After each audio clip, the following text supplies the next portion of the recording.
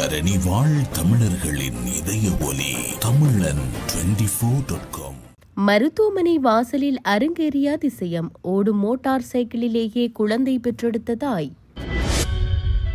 விமான நிலையத்தில் பதற்றம். தரையில் விழுந்து மோதிக்கொண்ட ஆஸ்திரேலியர் அமெரிக்கர். ஹோர்முஸ் நீரிணை திறப்பு. ஈரான் விதிக்கும் புதிய நிபந்தனைகள். ஈரானின் உயர்மட்ட பாதுகாப்பு அதிகாரி முஸ்தபா ஹமேனியின் அதிரடி உத்தரவு. நிஜமான பாபா வாங்காவின் 2 கணிப்புகள். அடுத்தடுத்து புடினின் பதவி விலகல். காசா அமைதி திட்டத்தை நிராகரித்த நெதன்யாகு. பின்னணியில் அக்டோபர் தேர்தல்.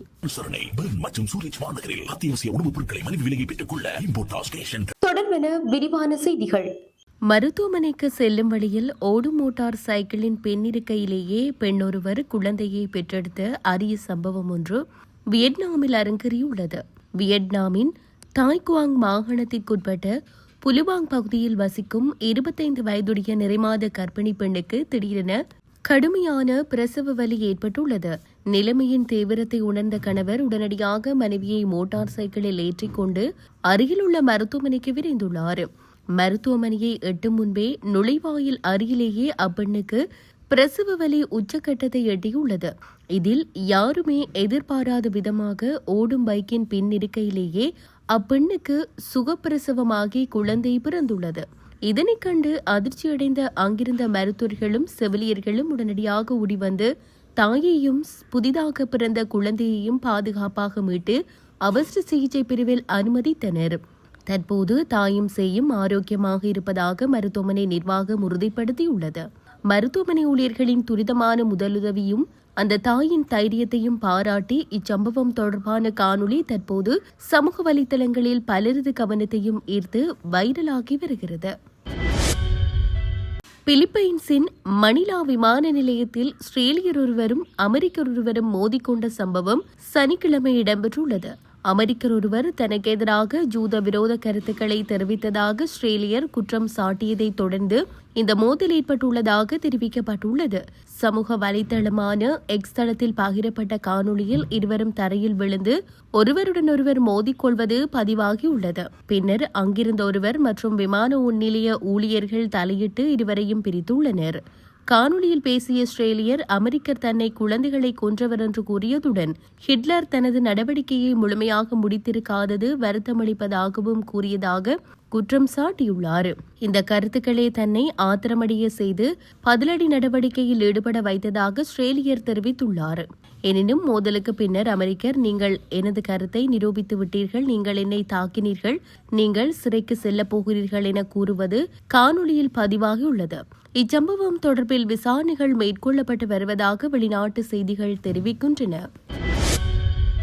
ஹோர்முஸ் நீரிணையை மீண்டும் திறப்பதற்கு அமெரிக்கா நஷ்டஈடு வழங்க வேண்டும் மற்றும் கடற்படை முற்றுகையை முடிவுக்கு கொண்டுவர வேண்டும் உள்ளிட்ட பல நிபந்தனைகளை ஈரான் விதித்துள்ளது. ஹோர்முஸ் நீரிணை ஊடாக புதிய கடற்போக்குவரத்து பாதைகளை தீர்மானிப்பதற்காக ஓமானுடன் இறுதி உடன்படிக்கைக்கு வர தயாராக இருப்பதாக ஈரான் தெரிவித்துள்ளது. இருப்பினும் தான் ஈரானுடன் தீவிரமாக தலையிடாமல் அவர்களின் பொருளாதார அழுத்தத்தை கவனித்து வருவதாக அமெரிக்க ஜனாதிபதி டொனால்ட் ட்ரம்ப் தெரிவித்துள்ளார். ஹோர்முஸ் நீரிணையில் புதிய போக்குவரத்து பாதைகளை திறப்பது தொடர்பாக ஓமான் மற்றும் ஈரானுக்கு இடையிலான பேச்சுவார்த்தைகளில் குறிப்பிடத்தக்க முன்னேற்றம் ஏற்பட்டுள்ளதாக தெரிவிக்கப்பட்டுள்ளது. குறித்த விடயத்தை கேம்பிரிட்ஜ் பல்கலைக்கழக விரிவுரையாளர் ரொக்ஷேன் சர்வதேச ஊடகம் ஒன்றுக்கு வழங்கிய நேர்காணல் ஒன்றிலே தெரிவித்துள்ளார். அமெரிக்கா தனது ஒப்பந்த பொறுப்புகளை சரியாக நிறைவேற்றவில்லை என ஈரான் கருதுவதாக அவர் குறிப்பிட்டுள்ளார்.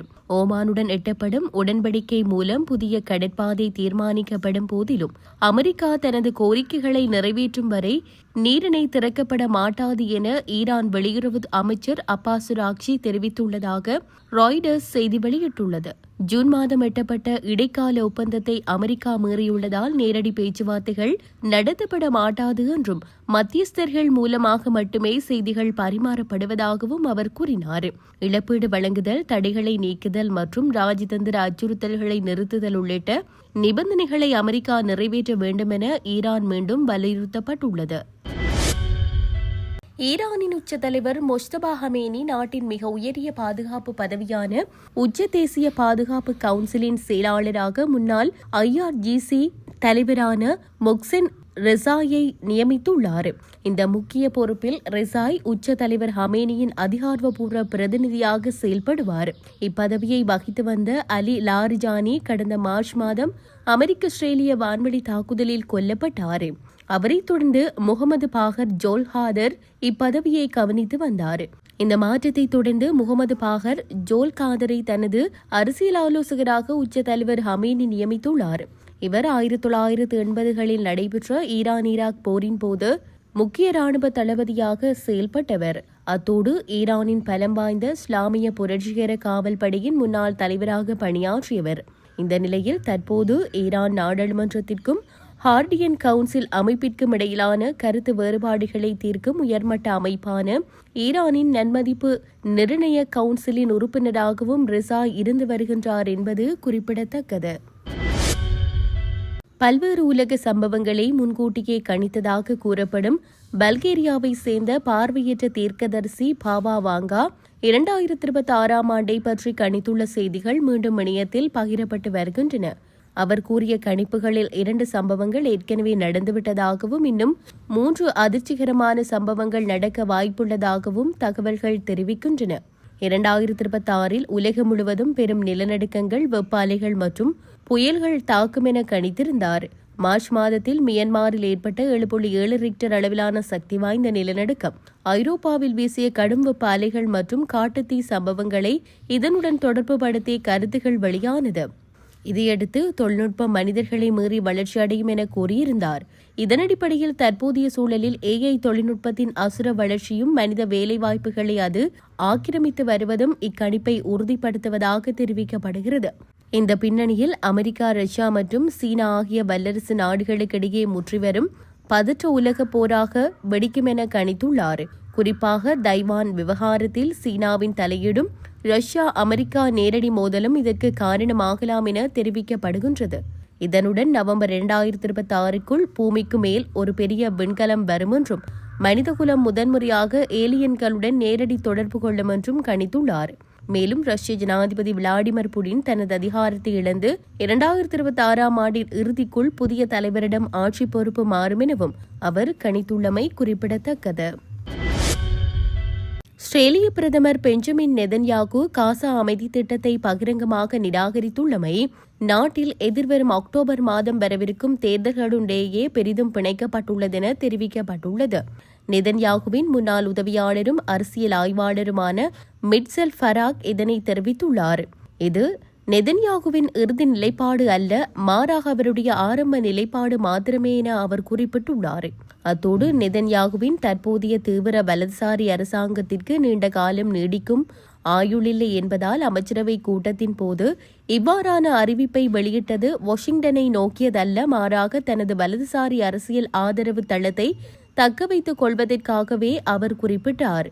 இது தொடர்பில் அவர் மேலும் தெரிவிக்கையில், விரைவிலோ அல்லது தாமதமாகவோ இஸ்ரேல் ட்ரம்ப் திட்டத்தை ஏற்கும் என்று தாம் எதிர்பார்ப்பதாக பராக் தெரிவித்துள்ளார்.